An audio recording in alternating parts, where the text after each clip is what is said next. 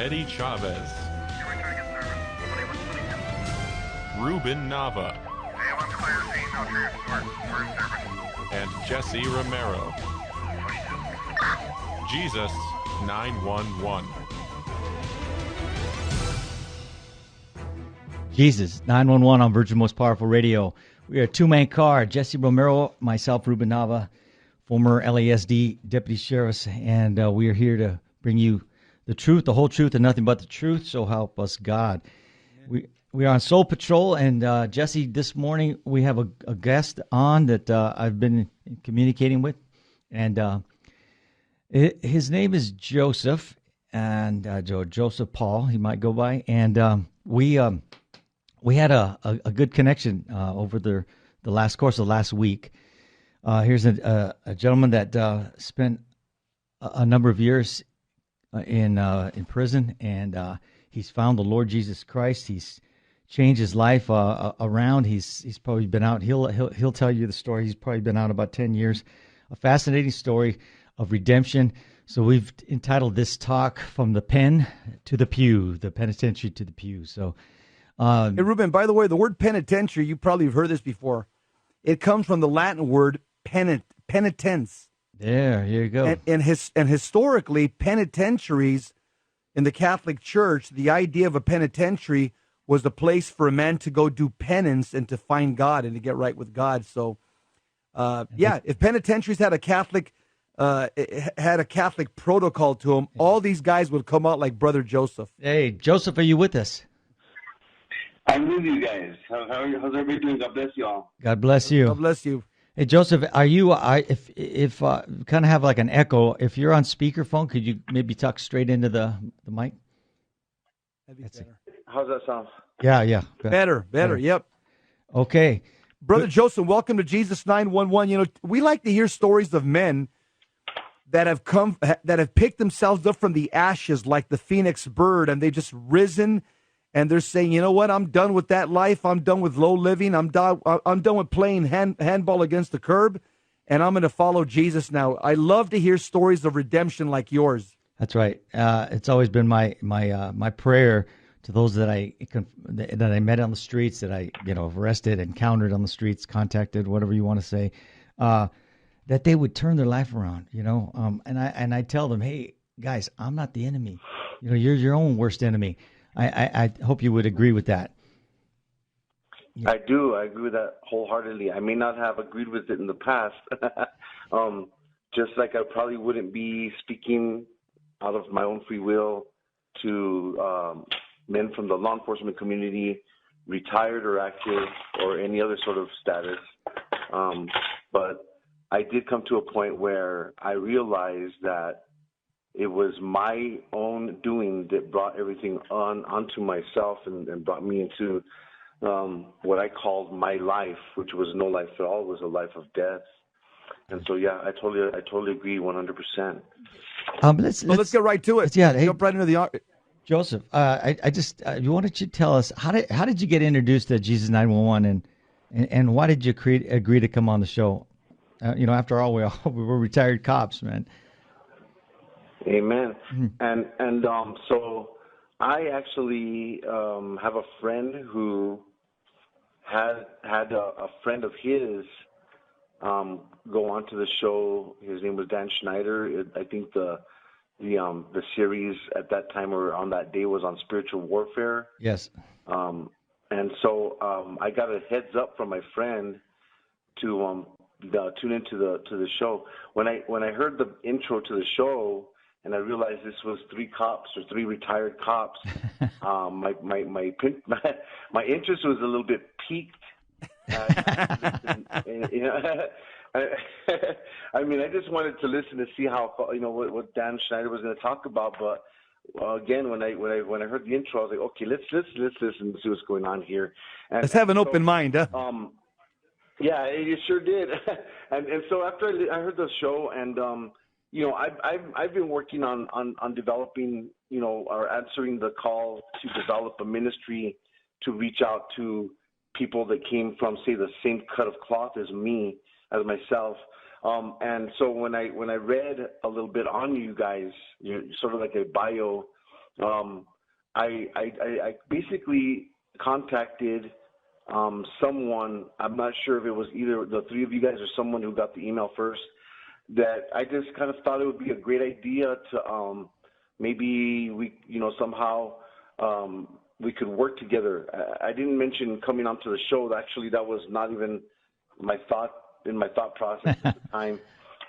And so whenever I got the email asking for a bit of my testimony and I sent it, I could see that maybe this is something that the Lord kind of allowed me to walk into, maybe accidentally, but not so much. Amen. Joseph, let's go back to your home life in the early years. What was that like? Are you a cradle Catholic, a convert, or tell us about your background and the kind of upbringing you had? Well, that term cradle Catholic, I think that it means something else to me, and I would say yes, I was a cradle Catholic, but not in the sense that I grew up, being with a catechesis of any sort at home. But by saying cradle Catholic, I mean more of in the negative term, where I was baptized as a baby, and my mother sent me to catechism. She never went to mass herself, but she made sure that I went to catechism classes, and sent me to serve at the altar as an altar server back in the days. And so that was there, but it was more of what most cultural cradle Catholics kind of can attest to. That like most Latinos become like cultural Catholics unless they really open their heart to Jesus, and then that's called the conversion. It was more about cultural. Yeah, I mean, I remember the baptism. I got my first Holy Communion, and then I did not receive my confirmation till much later in my testimony when I made my way out to Cincinnati, Ohio, and encountered a religious community of brothers called the Brothers and Fathers of Pentecost. All right. Hey, go ahead, Jess. Well, he's kind of given us what his life was in the early years. So you mentioned earlier in your testimony that you were a victim of child abuse. You talked to Ruben a couple of days ago, and you believe that played into the bad decisions you made in your past. Tell us a little bit about that. Well, I mean, it's kind of when I think about it and I talk about it, it kind of still opens up a fresh wound. But basically, my mother, for some reason, could not deal with even too much of me at all. I came from a larger family. I have 5 other siblings. But for some reason, I seem to catch the wrong attention from my mother a lot. And later on, I find out, that it had a lot to do with the fact that she hated my father so much that I just reminded her of him. So I remember, like, some of my earliest memories, man, like when, before even thinking about things, I didn't even know about, like, gangs at the time. I didn't know about, I was such a young boy, but whenever my mom sent me to, like, catechism and also going to mass and things like that, I was really into, like, I wanted to read the Bible.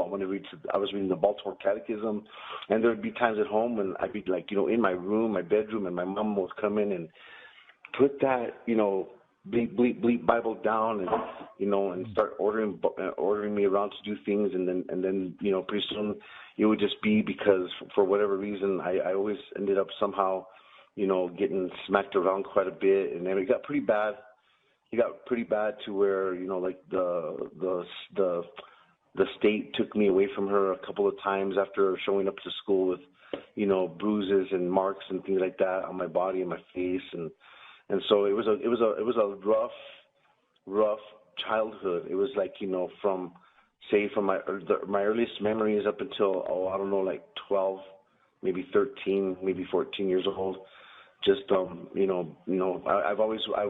and I loved my mom.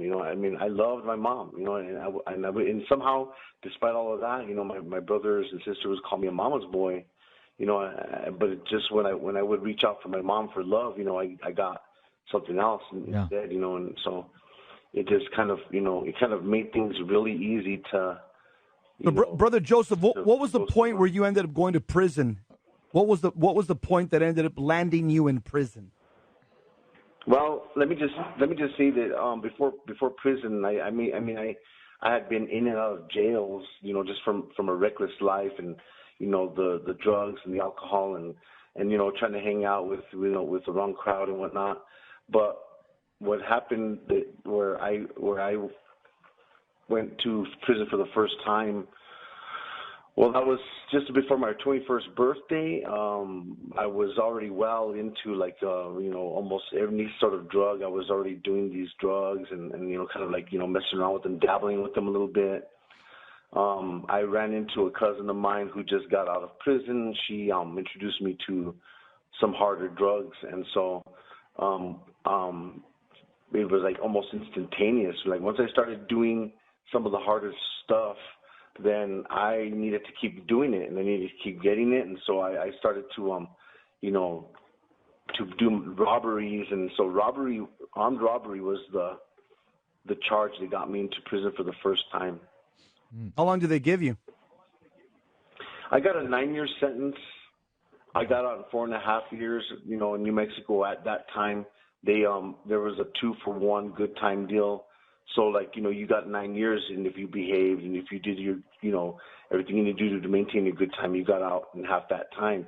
However, once I came out, I was right back in within about 2-3 months, maybe a little bit less, and that's really kind of where it really takes off as far as my, when I went in the first time. Hey Joseph, we're coming up on a break, so hold that thought. We'll pick it up on the other side of the break.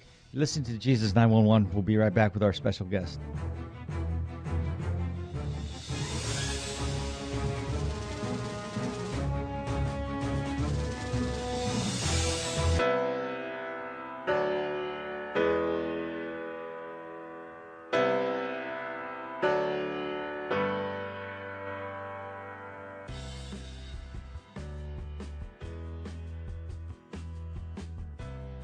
Hi, this is Barbara Nicolosi, and we're having a women's conference here at the Sacred Heart Chapel in Covina on September 7th, 2019. This is going to be a great, great day for you to come and meet a bunch of new friends, wonderful Catholic women who want to deepen their Catholic faith and their understanding of themselves as women. This era right now we're in, so much confusion. What is it to be a man? What is it to be a woman? The Catholic Church has a lot to say about this, and we're going to hear about them. We're going to hear about John Paul II's letter on women that he wrote from Mary Danielle Barber is going to talk about that. She's going to talk about Mary as a model for all of us. It's a topic that we can never reflect on too much. I'm going to talk about Teresa of Avila and the interior castle and how mystical marriage is what all of us should be called to, or are called to as Catholics in our prayer lives, and especially as women in the church. Aileen Blakowski is going to talk about motherhood and homeschooling.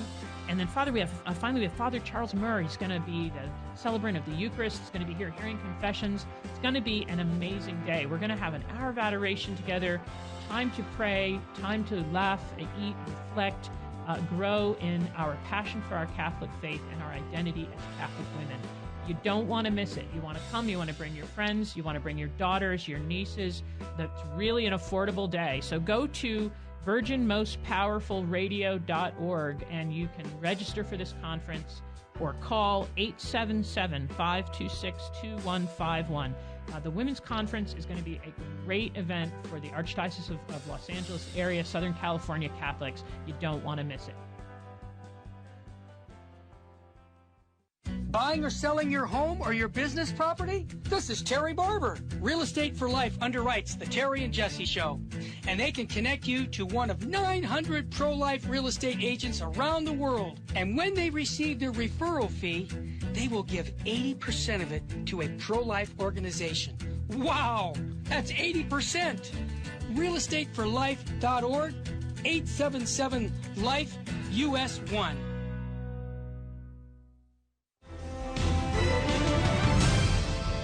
Now, back to Jesus 911.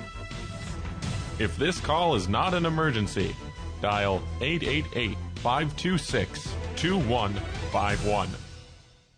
Jesus 911, where iron sharpens iron and one man sharpens another. We are a two-man car. We have a special guest on a ride-along today. His name is Joseph Paul, and he is talking about his life, his criminal life, his gang life, and the redemption that comes in Jesus Christ. Joseph, can you, we were talking about your early years, but at what point did you join, because we've talked in the past. So you told me that you were in the gang lifestyle. So without naming the gang, just let us know at what age did that take place, and how did you get involved in that? Well, I mean, that would happen very early, and like within my 13th year, 14 years old, 13, 14 years old. And I want to make it real clear, like, that I think that even though there is the abuse that kind of, that was definitely there, it was very prevalent, and, but it wasn't really, like I wasn't walking around trying to find something to belong to because I wasn't getting the love at home. That was not really the mentality. It was more like, I kind of just accepted that life that I was receiving at home. It really was a bad situation. I got pulled out of home a lot, but I just, every time that she, would come to her senses and try to get me back, I went back. I'd be asked, a couple of times from different social workers, do you want to go back with your mom? Yes, I do. I love my mom. I just decided that was my life. So that was there, but it was not it was not what you normally hear. It was there. It was a horrible time, but it was not what pushed me to the gangs. I was a pretty innocent kid back then. I wasn't looking for something. But whenever I started going to middle school or junior high school, when I was a kid, it was called junior high school. I just began to gravitate towards the group of guys and girls there from my school in my neighborhood that happened to, also be in they're like the Pee-wee version of a huge organized crime syndicate. But at that age, you're looking at, guys, just todo cholo, like just the cholo mentality, doing the little things that, the little Pee-wees do at the time, messing around with the spray paint and messing around with a little bit of marijuana, but also like, because of where I lived, there was a lot more going on after that. Started happening quite fast. I got jumped in. It didn't make it. It wasn't very hard because I had some distant relatives that were, already part of the same barrio, the same gang. So they vouched for you, right? It went from. Say again, please. Yeah, they vouched for you, and. Oh yeah, I was. Yeah, I think they vouched for me. I mean, and if I'm looking back now, I mean, I really have to say that it was going to happen eventually. Even if I had a good life at home, I feel like that would have happened eventually, if I, unless I had a more level head on my shoulders, which I did not at the time.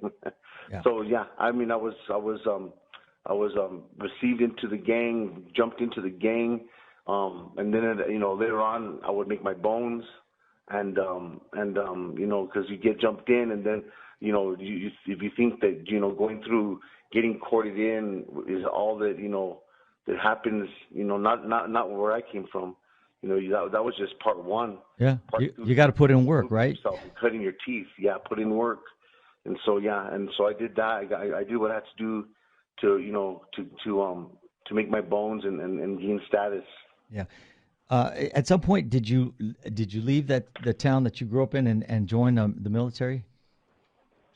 Yeah, I actually did. I was still living at home, so we moved to another state, and I was at that point I was in the beginning of my junior year in high school.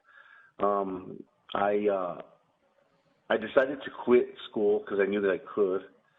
I dropped out, but before I did, I joined the United States Navy. I went over there to the recruiting office.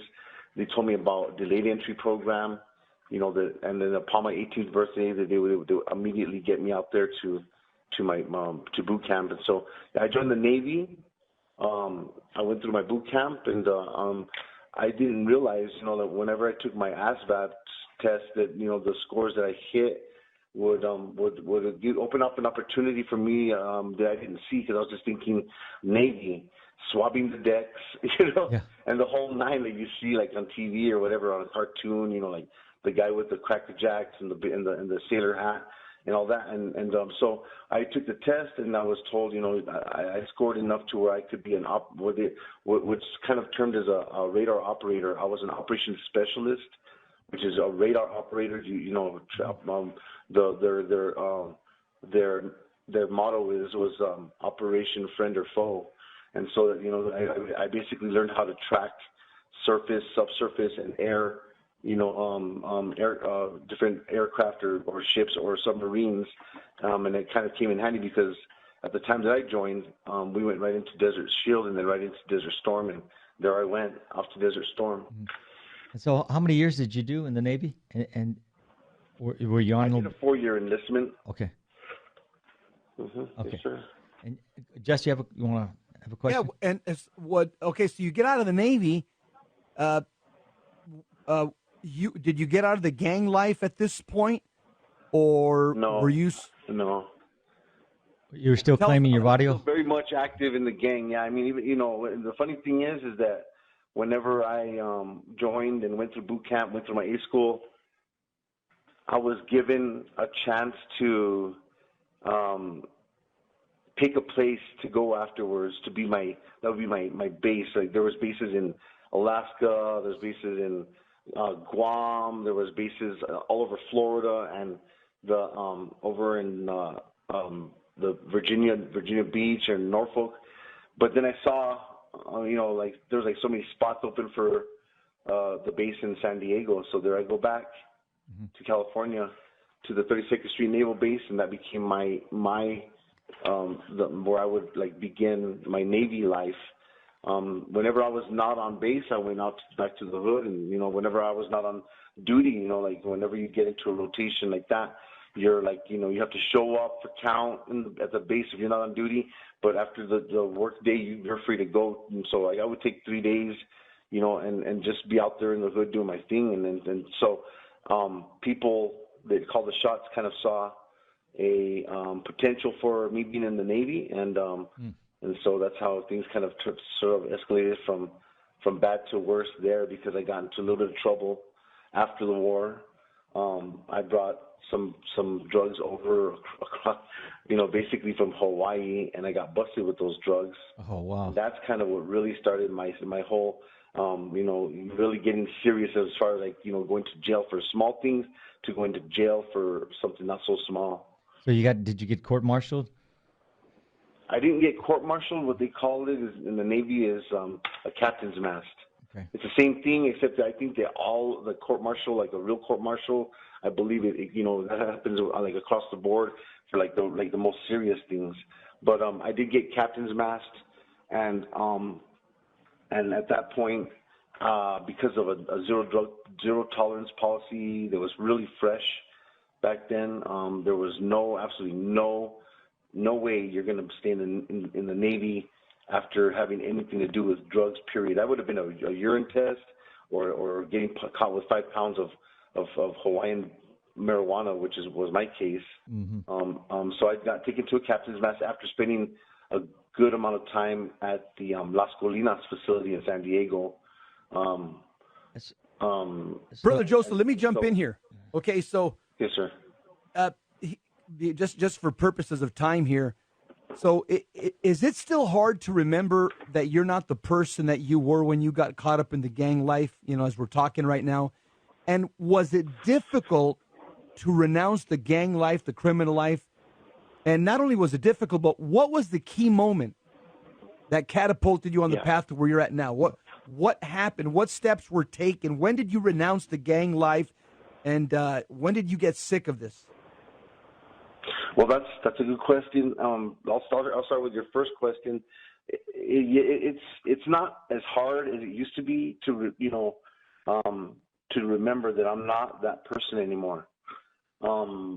It's not that hard, but it still comes up once in a while, because there's times out here in society when maybe someone will, kind of talk to you a certain way, and you're like, hey, listen here, and those are times when I kind of, my wife and I have to talk and stuff, and she kind of becomes my more like my anchor, and she reminds me that's not you anymore. you don't have to always respond with, that kind of pride, because that's the biggest thing. There is that pride, like, it gets built up so much in the prison life, but more importantly in the prison gang life. You're just indoctrinated to believe that no one can talk to you any kind of way. So that was one of the biggest things that was left. I'm blessed to say that I'm equipped with all of the right things. I'm still chipping away at that pride and just wanting it to turn into humility. But what was it that got me from where I had to finally just give up that lifestyle was when I was back in prison and I was doing time and I was soldiering up for the homies, and I was taking orders just like anybody else, and I was so sold out. I was there. I was it. This is my life. I don't care about going to the hole. I don't care about losing good time. I don't care about gaining any more time. I don't care about any of that. All I know is that, I'm always going to be looked to as a source of strength, and that's what I was. And but one day a cadena came in, a chain of new inmates came in, and on that cadena was a friend of mine. And I mean, I knew this guy, I've known him for a long time. And hey, Joseph, just before you go on, let me just, for the listeners, just explain that what goes on in prison, every crime that you can think about here in the streets, every drug that goes on and gets sold out here and used out here, it goes on in prison. Rapes, robberies, murders, assaults, use of all of the illicit drugs that you can think of. That's all going on in prison. Yeah. So, okay, go ahead, continue. So and I was actually now that I'm glad that you mentioned that, because that was all of that was part of my life. We were doing, just trying to get stuff in so that we can, like, everybody's trying to change the channel, as they say, changing the channel. Like, you don't want to remember where you're at, so you want to get high. And well, I was doing all of those things anyway. So a friend of mine came through on a chain of transport, and he saw me right away. I'm like, hey, what's up? Hey, don't worry about it. I'll get you into my cell, bro. I don't have a celly right now.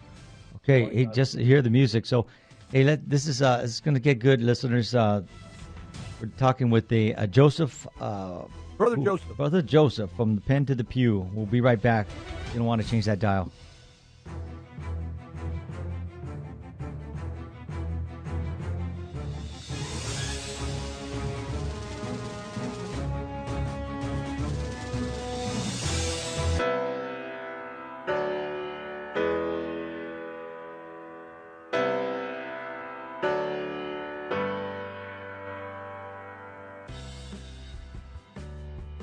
We got Ernesto from Long Beach. I just wanted to comment, and I just wanted to thank you guys. And I kind of wanted to encourage people that are listening, maybe that are not donating, because honestly, I got to be honest, I used to think you guys were a little too over the top. Yeah. That's right. If God gave us a lot, and I have the blessing of listening to all this, I just want to call all the people. I got 5 kids, and I don't make a lot of money, and I'm still donating to you guys. God bless you, brother. You're amazing. We have to do this. We have to do the extra. And it's not even the extra. People see it like it's extra. Kneeling for communion, saying your rosary, saying the Divine Mercy Chaplet. It is not extra. It's what the church tells us to do. Amen. You're a good man, brother. 30 years old, 29 years old, 5 kids, and I thank you guys. So everybody else, man, get on fire. Fight for the truth, man. I know what I'm telling you guys. I love it. Out there.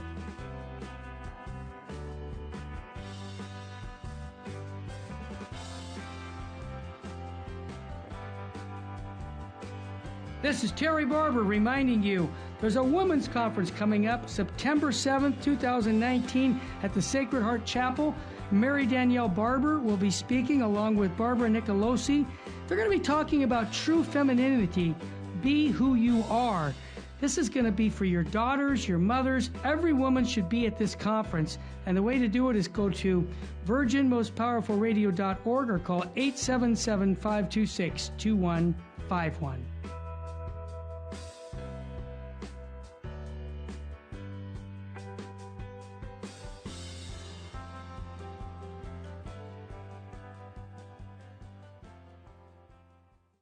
Buying or selling your home or your business property? This is Terry Barber. Real Estate for Life underwrites the Terry and Jesse Show.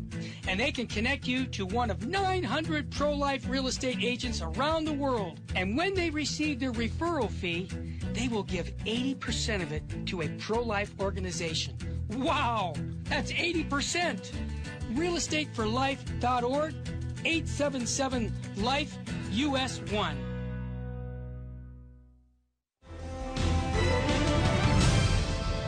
Now, back to Jesus 911.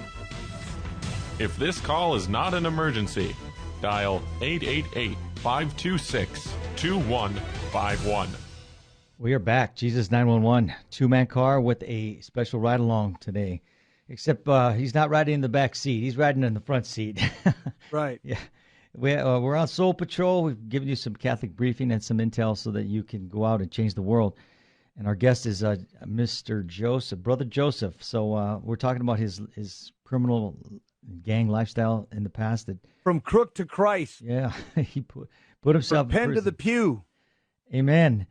And so Joseph, what we were talking about was let's continue where the story left off. Where a friend of yours that you knew came into this prison. Now this is I think this is the key moment he's talking about that changed his life, right, yeah. Joseph? Yeah, because just to get our listeners caught up, you're inside the prison. You're taking orders. You're carrying out orders in prison. Yep. The guys in prison who run the modules. They call them the guys with the llaves, the shot callers. Yep, the guy holding the keys. That's right. Yeah, I mean, before the moment, like where it just got really to that point. Yeah, I mean, everybody has a hustle. Everybody has a job or some function that they have to do. Like any soldiers needs to be ready to carry out an order no matter what. But that just happened to be my specialty. I was an enforcer. I was what was called a sleeper. So, I mean, I was given special permissions to do things that were against the rules, but only whenever those orders had to be carried out. And so, I mean, I would end up in the hole after playing a game of chess with just happened to be the guy who was the target, or I'd end up in the hole because I was playing a basketball game with somebody who just happened to be a target. And so that's what I did, and I did it without fear. I did it without any kind of remorse. I did it without any. I was not that guy that was worried about getting out anytime soon. I was done. For me, that was my life. I figured I was going to die there. So fast forwarding, this is towards the end of my like every little bit of time that they could squeeze out of me. I was looking at about a year and a half, maybe a little bit less before I was getting out. And that's when, like usual, like on time, just like clockwork, a transport comes in. And, I met, I saw it was my friend. It wasn't our friend. It was my friend. It was just this guy, he didn't know anything about this. And it was just somebody from here, out of my own, we were in somebody else's backyard all of us guys, doing time in somebody else's backyard. But it was in this backyard. I made a friend on the streets, and I'd seen him in the county a few times. I knew that he would be hitting the pen, that he would be hitting the line somewhere. Well, he hit the line where I was at. And so, I'm like, hey, what's up? Don't worry, bro. I'll get you into my cell. I don't have a cellie. We had some of the staff on the payroll. I made it really easy for them to get them housed into my pod and into my cell as my cellie. And so the thing is that I started noticing after a few days and I introduced him to my homies, and this is a friend of mine, and I got his back. This is my friend. Nobody said much, but then I got a lot of looks, and especially when I would have him come over sit where we were sitting, or I'd have him hanging out with me whenever we're out in the yard, walking the yard, and have him by our table and these kind of things. And just one day, he went up, he had a visitor. I forget what he was called out for. He wasn't in the area, and then it was actually the guy holding the keys, and someone I was very, very loyal to. I mean, I love this guy. I would do anything for him, and I did, and I proved that over and over again. And he goes, hey, that homie of yours, man. And I'm like, Yeah, what's up, man? He's cool. He's all right. He's kind of, first time, you know what, bro? The vato has to go. And that's all I had to be told right there. And so just explain, what does that mean for the listeners? They're not going to know. Got to be killed. Yeah, right. He's got to go. He was not allowed to be a living member of society in there. All right. That's basically that's pretty clear. Go, yep. It wasn't like roll it up in PC. It's more like this guy. Whenever somebody told me this vato has to go, that means it. That's it. I got to get to him and I got to take him out and get him out of there. And so I didn't want to, but I had no choice. And I waited for a while, and I even got a lot of my homies nervous. They, pretty soon I'm starting to pick up the vibe. Like, you know what? I have to do it soon, or it's gonna be me and this guy. And so one day came back from yard call. It was after dinner, after yard call, and we went to to the pods, and after count, my friend told me I'm gonna hit the shower. I'm all right, man. Kick back, watch TV. When my friend came back from the shower, he had his boxers on, he had his towel around his neck, and he turned his head, and I pounced, and I turned that towel into a corkscrew real fast. That was going to be my method. I just saw the opening, and next thing you know, he's just pretty much basically being strangled from the towel around his own neck. And he fought hard, and it was just not good enough. But I tried to tell him to just go to sleep. I was just go, just shut up. But he cried, and he pleaded with me, and he caught me, the look on his eyes, a look of confusion and scared and sad all at the same time, of a look of betrayal, and I just let him go. I stopped, I let him go, and I told him, you got to get out of here right now. Go call the COs, tell them that you need a PC up and get out of here now, and don't look back. And he did. He went and got the PC.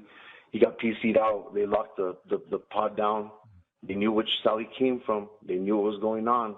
And the thing with that is that, I've been used before to go do a kamikaze mission, so I've been inside of a PC camp. But only for the sole express purpose of taking someone out. So whenever they came, they locked us down. After they pulled them out, they came to my cell. Right automatically, let's go and stick your hands out the food port, time to go. And I said, you know what? I don't care where you take me to the hole, investigate. I need to speak to the lieutenant. And the lieutenant was the person who was in charge of the STIU and the STG and the security threat groups and they've heard this before. They've heard this from me before. Yeah, right. You're not going. You're going to the hole. That's the only place you're going. Fine. Whenever you're done, then I need to speak with the lieutenant. Nope, I'm not going to speak to the lieutenant. But I convinced them. They kept. I was in the hole for a good minute, for a good while. And when it came time to bring me out for my what they call where they bring you out and they have you sign papers. They tell you what you're being charged for. This, that, and the other. Hey, Joseph, let's just make it real short, man. I need to renounce. Joseph, yeah. So when someone in prison doesn't carry out the mission, doesn't carry out the order, now he becomes the target. They got because what happened was they look at it as a sign of weakness, which you backed out of that. But can you go? What you told me when we talked, something had happened. Did you go to a church service or anything before that happened? Yeah. Okay. Thanks for Okay, that. And I think that's really kind of key there.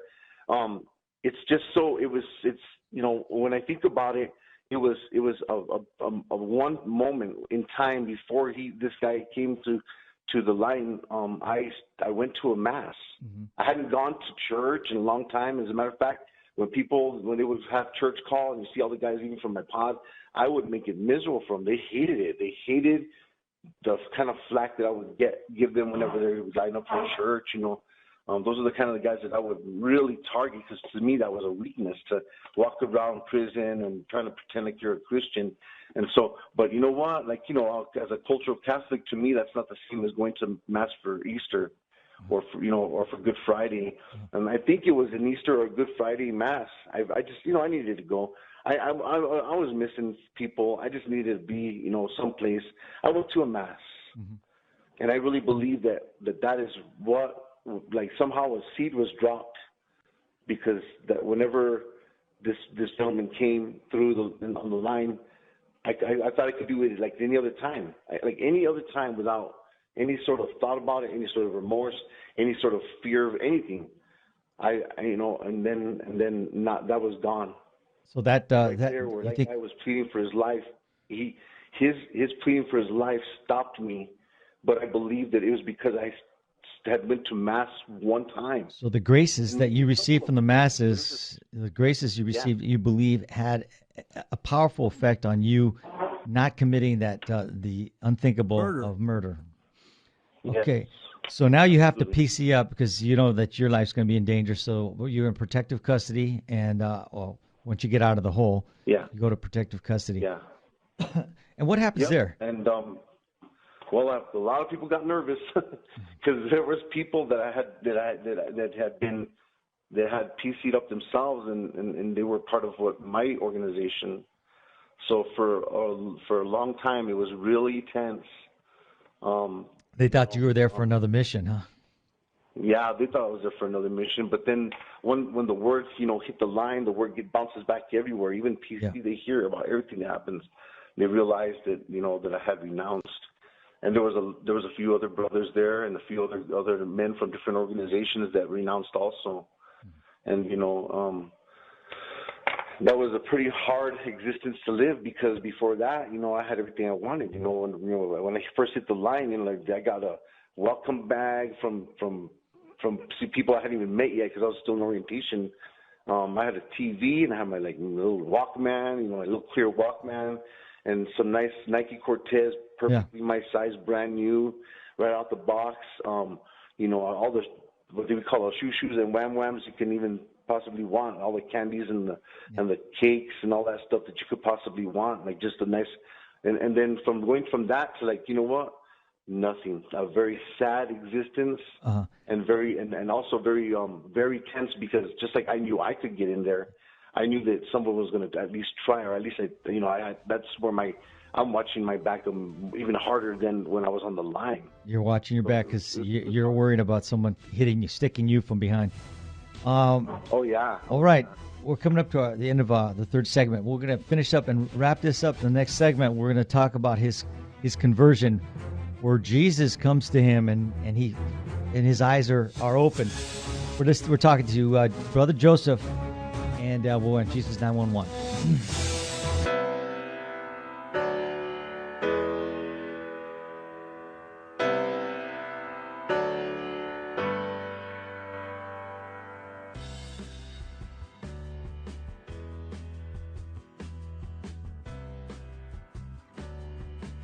This is Mary Danielle Barber, and I would like to invite you to join us here at the Sacred Heart Chapel in downtown Covina for a True Femininity Be Who You Are Women's Conference, Saturday, September 7th, 2019, from 9 a.m. to 5 p.m. Barbara Nicolosi and I will be speaking. It's $35 a person, and you can register at virginmostpowerfulradio.org or call 877-526-2151. We hope to see you at the Women's Conference, September 7th, 2019. Jesus said to the apostles in Luke chapter 10, "Whoever listens to you listens to me, and whoever rejects you rejects me." According to St. Boniface, in her voyage across the ocean of this world, the church is like a great ship being pounded by the waves of life's different stresses. Our duty is not to abandon ship, but to keep her on course. May our Lord help us remain ever faithful to His church, to aid and defend her.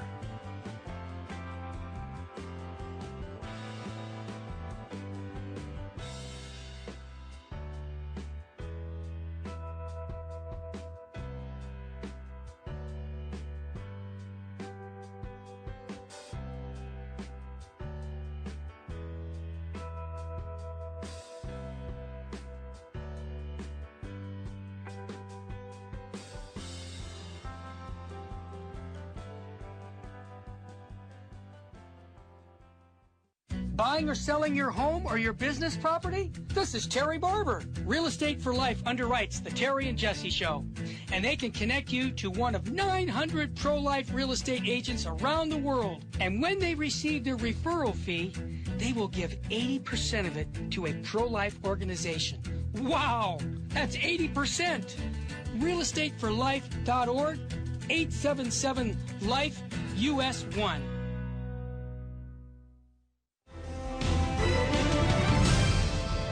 Now, back to Jesus 911. If this call is not an emergency, dial 888-526-2151. Jesus 911. No cross, no crown, no pain, no gain, and no guts and no glory. We're talking with our special guest, Brother Joseph, and he told us about his criminal past. Now we're going to get into his conversion, and having spoken with him in the week prior, so he told me, and Joseph, at some point you meet somebody in there, a chaplain, and tell us about that. How you come to know the Lord. Yeah. So after this whole thing, I landed in PC, and you're talking about getting to face yourself real fast. Believe me, I mean, at that point I knew that I needed to go back to Mass. So then, for the rest of my time there, I started going back to Mass, and I encountered this one chaplain. He was a Franciscan friar. His name was Brother Ricardo, but he was a priest. And we got to know each other really well. And when he realized that whenever I came to Mass, that I was there with other people from PC. I was there, and he kind of he didn't look surprised, but it was something he did not expect to see. And he come and talked to me and asked me what happened, and I gave him everything. I had at that point I asked him to hear my confession, and I gave him everything that I had going on there, and especially up to that very present moment. And so he, here and there, as much as I possibly could, which was not very often, I think that I was able to go to Mass every month or month and a half, because they would rotate, be the Catholics and then the other denominations. But while he came, at the times that he came around to have Mass, I went with all those guys that I used to call all sorts of names for lining up to church call. And next thing you know, there I am. Mm-hmm. In the meantime, he equipped me with a lot of stuff to read, a lot of things to go over. I had the blessing of having the full Old Testament broken down into Catholic commentaries. Wow. So I dug myself into that. He introduced me to the City of God. I dug myself into that. That's St. Augustine, City of God, yeah. Yes, sir, St. Augustine, City of God. And at one point, my own required reading was, it was like jumping from The Art of War by Sun Tzu and Book of Rings by Machiavelli and a couple other books to reading these ones, And at some point, I remembered that, as a child from going and serving at Mass, there was a point in my life when I thought I was called to be a priest. I was still very young. I still smelled like milk. I was very innocent at the time, and I remembered that. And so I asked Father Russo, I asked him what he thought. I mean, what does canon law say? Is there anything preventing me from, first of all, becoming a priest, with my history, and he knew it well. But more so becoming maybe the religious life. And he told me without even taking another breath, nothing. Canonically speaking, based on your crimes and your history, nothing can prevent you from becoming a priest except that it's not God's will. Joseph, now at this point, are you feeling that peace that only Christ can give? Are you experiencing that peace of soul and peace of mind now that you're starting to read Scripture? Yes. Tell us about that. Interrupted with lots of uncertainties and a lot of paranoia a little bit. I still had to watch my back during this whole time. But there was a sense of peace. Okay. That was a sense of peace, and like the Lord just began to minister to me. And even though, like, long story short, like I realized I wasn't called to the celibate life, the religious life. However, He opened the door for me. So. And you went to live with this religious community for you told me about a year, and so right, Yeah. that was in what city was that? Cincinnati, Ohio. Okay. Father Russo gave me some information and had me write this religious community. So he gave me this address to a religious community called the Fathers and Brothers of Pentecost. Later on, they would switch the name, because in a Franciscan manner, of course, to the Brothers and Fathers of Pentecost. But he had me write to them and explain to them my situation. And it was the founder, the abbot of this religious community, Father Al Lauer. I know him. Responsible. Yeah, he's rest in peace. He was a holy man. Yeah. Yes, sir. Great preacher. What a preacher. That was like Jesus. Yeah, it was like, let me just, it was like living. I can understand how it must have been like being at the feet of Jesus. That's how I felt whenever. He was a great teacher and a great preacher. Cincinnati. Mm-hmm. Yeah, he was an itinerant preacher. I went with him on his travels because he was also my spiritual director and my novice master.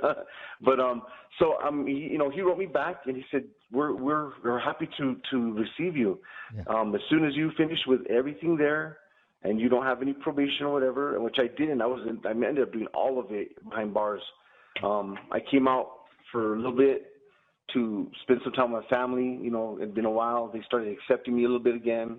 And I almost let that take me. I almost let, if it wasn't for just something else going on inside of me, I might have stayed there and just kind of become who knows what, or ended up back whatever. I don't know. Joseph, in the interest of time, because we want to get to the meat of this. So now you're deeply entrenched in your Catholic faith, and but at some point you realize that the religious life is not for you. Yes. And then you feel like you're being called to the married life. At some point, you get married, and let's pick up there. So, and because I want to know what your prayer life is like, and is there a particular liturgy you prefer over another? We've spoken about this. Absolutely. There was a lot of growing that happened pretty relatively fast. I met the woman who would be my wife. At the time I was going to Mass. She was against organized religion, and that's a whole other long story. But long story short, she's actually been taking courses online through the Notre Dame University, and she's picking up on theology, and she's got a lot of certificates through this accelerated program online. But anyway, what happened here is I met my wife. We got married. I was luckily able to be used in bringing her back to the faith, and then also my 16-year-old and my 10-year-old to the faith, and so and also to have our marriage blessed so that we can receive the sacraments. Now it brings me to like pretty much the present moment, where right now I am for this fraternal year, I'm the deputy grand knight at our Knights of Columbus council here, attached to our parish. I've been with the Knights of Columbus for about 4 years now. Before that, I got involved with That Man Is You, the ministry there. I'm not sure if y'all have heard it, but it's yes. It's an amazing ministry. It's national. Yeah, absolutely. It's very solid Catholic formation for men.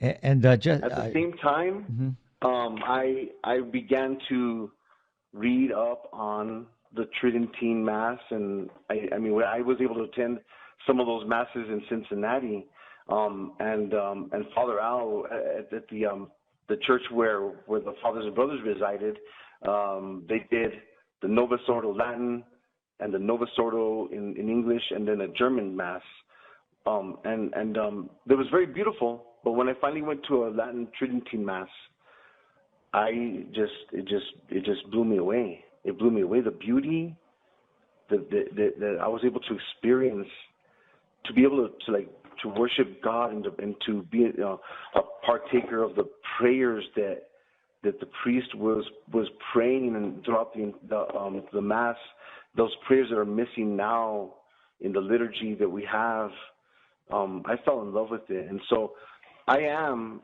a parishioner of a Novus Ordo liturgy. Which is, I mean, of course you have to be. Yeah. This is still the church that the Lord founded so many years ago. But I do make it a point to attend the Latin Tridentine Mass at least once a month. Oh, great. Because there I'm able to, and my family is able to, really experience a beauty of worship that is kind of taken away from us. Hey, Joseph, we're wrapping up on time. What's in the future for you? What do you see yourself doing? Because it's been about 10 years now since you've been out. Is that correct? Yeah. Okay. It's been a little longer than that. Okay, great. It's been a little longer than that. But where I am now, I'm actually beginning, after much prayer and contemplation, and and giving the right amount of time to like pass by, and I'm starting up a ministry called Firme, and in Spanish, of course, it stands for firm, and I got that from a scripture that's been with me. It's one of the scriptures that's prayed or read at night prayer. I think it's usually on Fridays. 1 Peter 5:6-11. And in that scripture, in a nutshell, it warns us. It's a warning. It basically starts off by saying, be aware or be vigilant for let's see right here, be sober and watchful, because your adversary, the devil, as a roaring lion, goeth about seeking whom he may devour. Whom resist ye, steadfast in the faith. In another version, it says firm in the faith. Yes. Knowing that the same affliction befalls your brethren who are in the world.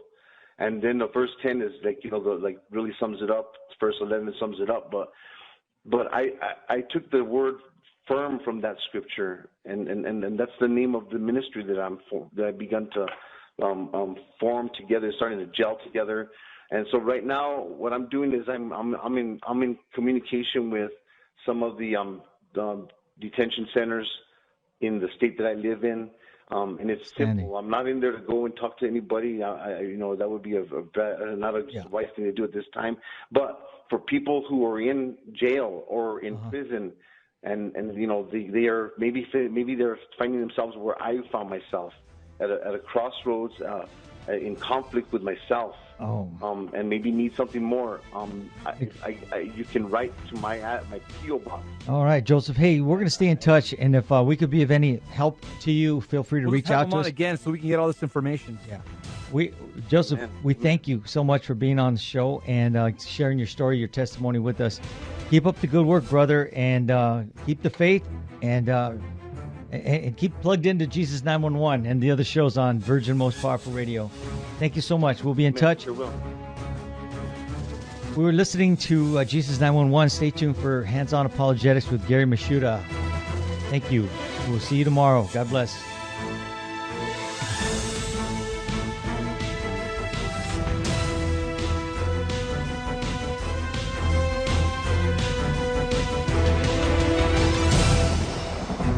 St. Faustina's Prayer for Priests. O my Jesus, I beg thee on behalf of the whole Church, grant it love and the light of thy Spirit, and give power to the words of priests, so that hardened hearts might be brought to repentance and return to thee, O Lord. Lord, give us holy priests. Thou thyself maintain them in holiness. O divine and great High Priest, may the power of thy mercy accompany them everywhere, and protect them from the devil's traps and snares, which are continually being set for the souls of priests. May the power of thy mercy, O Lord, shatter and bring to naught all that might tarnish the sanctity of priests.